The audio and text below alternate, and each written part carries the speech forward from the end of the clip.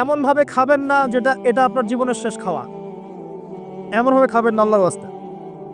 এই জায়গায় আপনি খাওয়া নিয়ন্ত্রণ করতে না পারলে প্রবৃত্তিকে নিয়ন্ত্রণ করতে পারবেন না। এটা দরজা। প্রবৃত্তি নষ্ট হওয়ার দরজা হচ্ছে এই পেট, মুখ আর পেট। যে পেটের দাস সে প্রবৃত্তিকে নিয়ন্ত্রণ করতে পারবে না। রমজান কি জন্যে আল্লাহ পাক না খেয়ে থাকতে বলছেন কেন?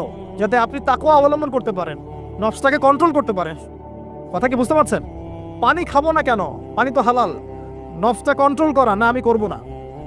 এটা আপনাকে প্রশিক্ষণ দেওয়া হচ্ছে, আত্মার নিয়ন্ত্রণের প্রশিক্ষণ দেওয়া হয় রমজান মাস। এটাই তো তাকওয়া। তাকওয়া মানে কি? এই যে একটা মরুভূমি মনে করেন, বা সমুদ্রের বিচ মনে করেন, কক্সবাজার সমুদ্রের বিচ, এখানে অনেকগুলো কাঁচের টুকরা রাখা আছে, কাঁচের টুকরা ফেলে দেওয়া আছে। আপনি হেঁটে হেঁটে যাচ্ছেন, পা ফেলছেন, টিপে টিপে পা ফেলছেন, এখানে একটা, ওখানে একটা, ওখানে একটা।